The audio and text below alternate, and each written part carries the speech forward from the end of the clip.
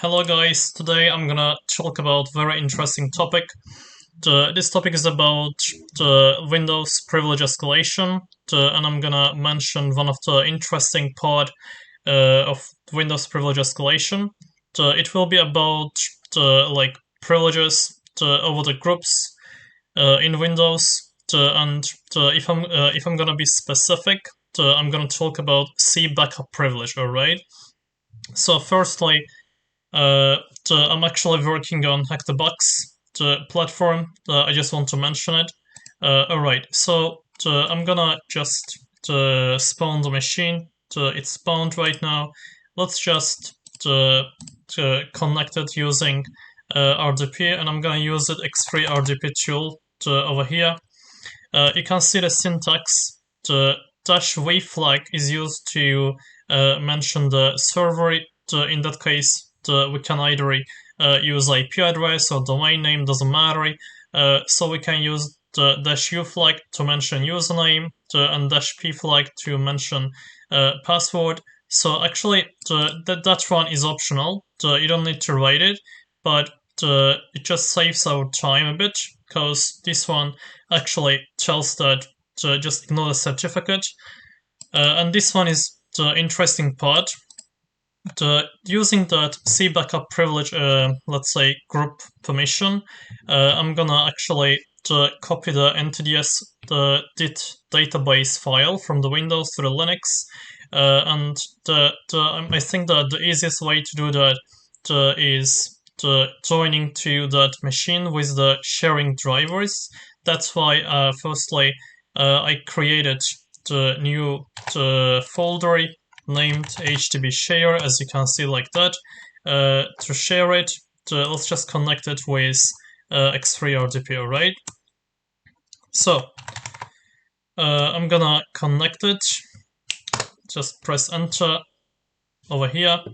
So, as you can see, when we connect it, if you click on this PC, you can see we have one additional sharing folder because of the option as I mentioned earlier. So, what we're gonna do in this lab? Firstly, let's just confirm that we have SeBackupPrivilege in the system. Firstly, I'm gonna run the PowerShell as administrator, and we are right now SVG backup user in the system.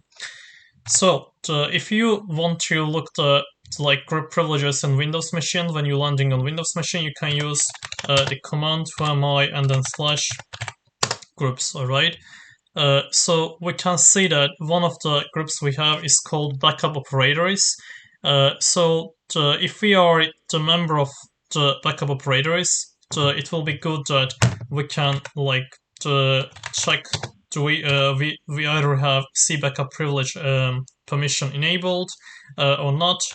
So to do that, we can use that following command. And as you can see, when I press enter, as you can see, it's right now disabled. So let's just open magnifier. Yeah. As you can see, right now, this privilege is disabled. So let me explain actually what is the SeBackupPrivilege does. What does SeBackupPrivilege allow us to do? So the SeBackupPrivilege allows us to traverse any folder and list the folder contents, and this will let us copy a file from folder even if there is no access control entry for us in the folder's access control list. Yeah, it's basically like that. So normally, actually, by default, it's given to administrators or users or groups who should have backup privileges to simply backup some folders or files. But in that case, in our lab case, we can actually enable it. How? Well, for the lab, we have first. So yeah, for the lab, we have tools section over here. Let's go to tools. In tools, we have a bunch of tools from DLL files and executable files, etc. So we just need to import these two DLL files as library to enable SeBackupPrivilege. Alright, so let's just import it. SeBackupPrivilege cmdlet, and also the next one is privilege and utils DLL. After that, we can use that command set we should use this one, SeBackupPrivilege. Yes, with that command, actually, I've already enabled that privilege, so you can use get SeBackup and then privilege to view it, and as you can see, it's enabled right now. So as it's enabled, so for the lab, actually it says that we should find a flag value, but I'm gonna show something interesting for you. So for example, the lab says that the flag is located in this location, as you can see. If you try to read the flag.txt file without enabling SeBackupPrivilege, you can't see its content. But as I mentioned earlier, with the enabling, once you have enabled SeBackupPrivilege permission, you can actually see the contents of any folder. Alright, so I'm gonna just use that command, copy and then file. So we do have that command exactly. It's used to copy file and then SeBackupPrivilege, and then you can, for example, copy for example, this file's content into whatever you like. So I'm gonna type this and copy it. For example, go to flag.txt.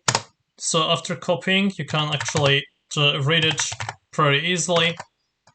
And this is gonna be answer for our question.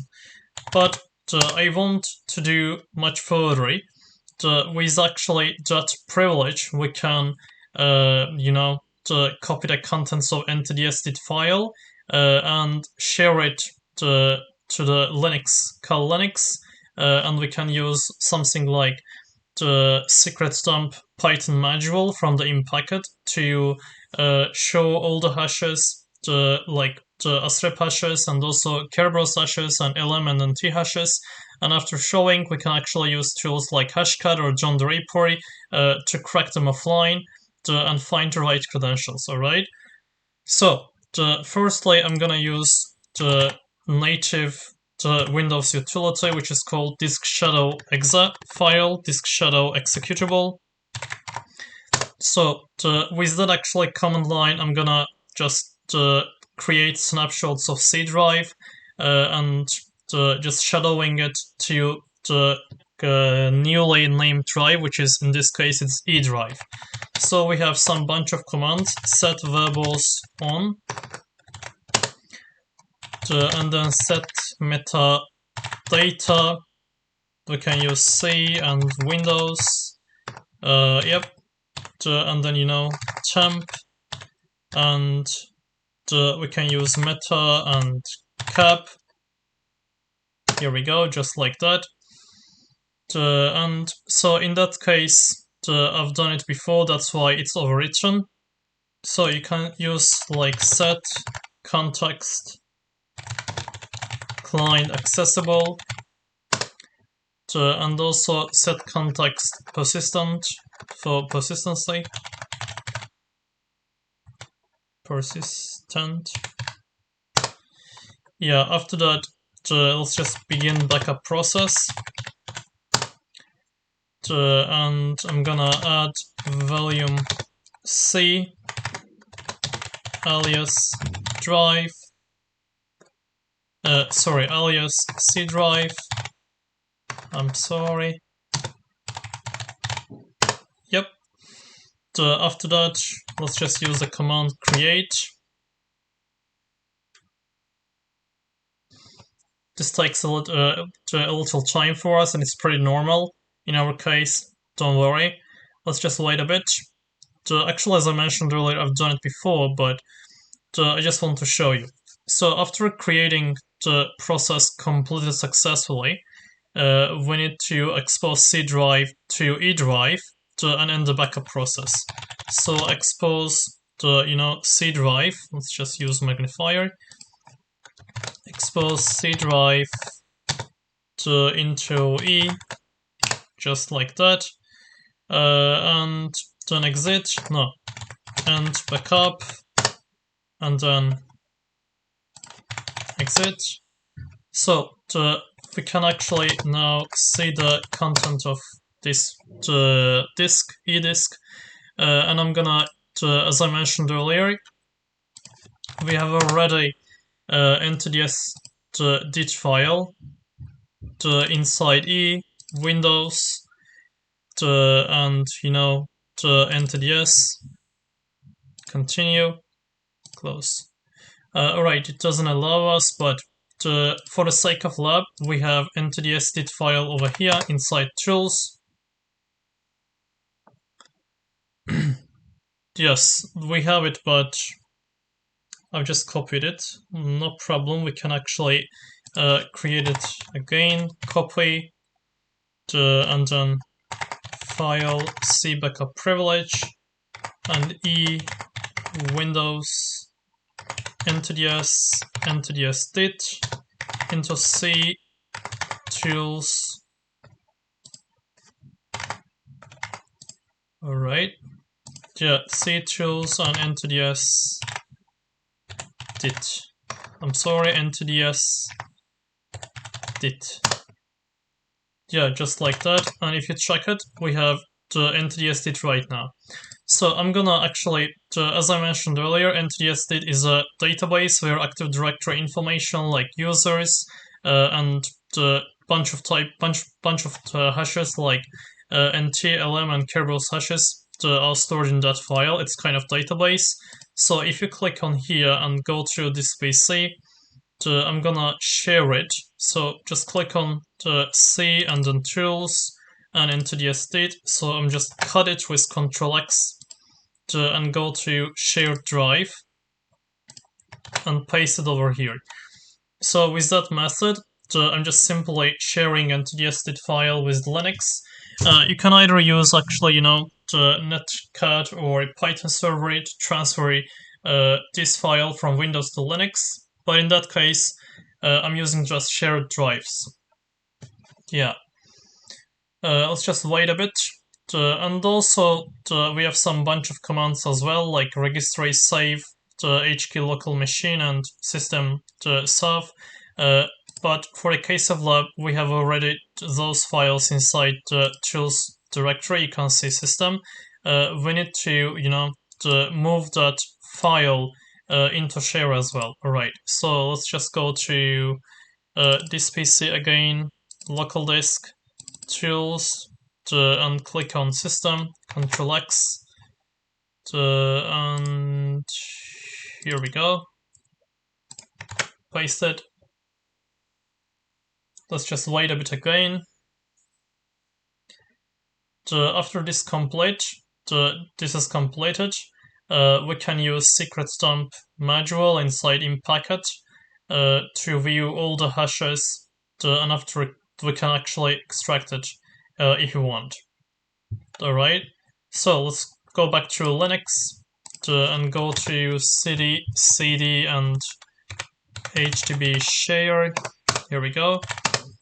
So we have these two files, right? So I'm gonna move NTDS.dit inside InPacket module with sudo, of course. Yeah, with sudo, and also let's just move system to that folder as well. So let's just go to here and use that command over here. So the -NTDS flag is used to mention NTDS file, -system is used to mention system and hashes, LM hash and NT hash, and then local. If you press enter, you can see actually all the hashes for all the usernames. Like for administrators, we have the IS256 hashes, and Kerberos hashes, LM hashes, and TLM hashes. We can see all of them in here. And after that, you can actually just copy and crack it with using hashcode or John drapery. So we just done all of these operations with the SeBackupPrivilege privileges. So it's very important and worth to mention it. That's why I decided to record the video about it. So that's all. Thank you for your attention.